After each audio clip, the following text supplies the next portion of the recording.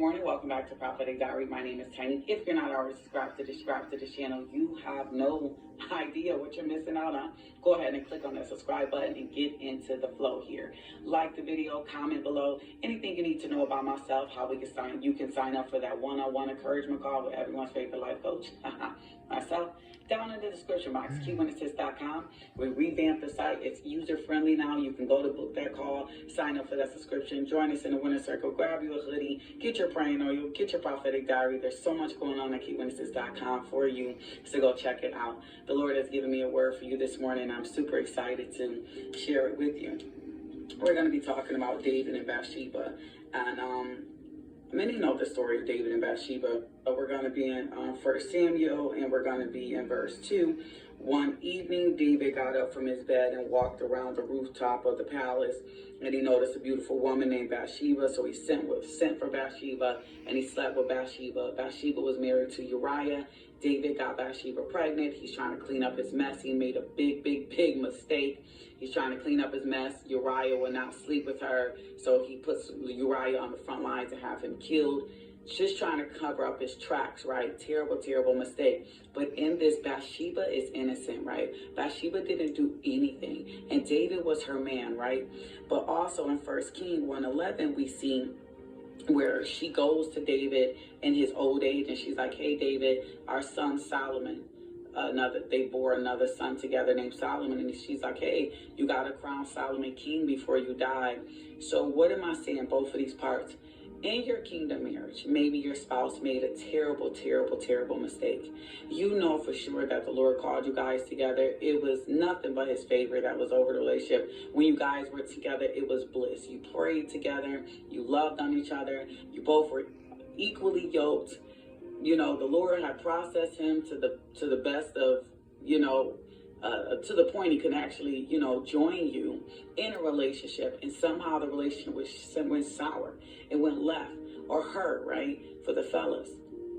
And terrible mistake happened. Even though you were innocent, God told you to continue to stand, continue to believe. And, you wanted to run away like Jonah, but God said, no, this time is different. It's not like your past relationships, and Bathsheba I'm sure she was hurt by David's nasty mistake, but there was a biggest purpose, because they was going to bore a son named Solomon who would become king. And at this point, Bathsheba needed to save her and Solomon's life at this point in time by going to David and saying, hey, you need to crown your son king, because he had a promise to Bathsheba that he would do that.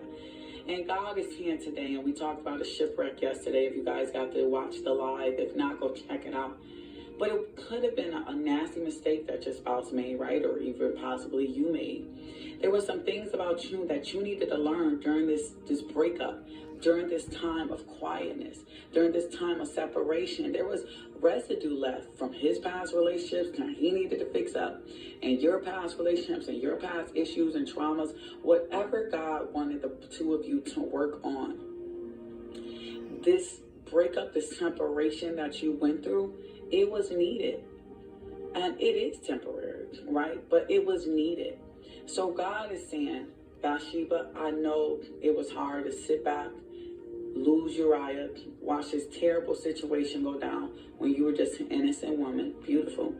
She must be real beautiful to have David go that hard. But he made a mistake. God forgave him, and he cleaned it up, and you guys have this beautiful son who you watched Bathsheba crowned as king. Before David passed away, before she passed away, her promise came to pass. And sometimes, ladies and spouses, it's bigger than us. We can get mad at our spouses. We can want to walk away from our spouses. But guess what? It's bigger than you, Bathsheba. It's bigger. And one thing about God is God will always make a way. I was listening to this song that said, he's gonna make a way. He's gonna make a way.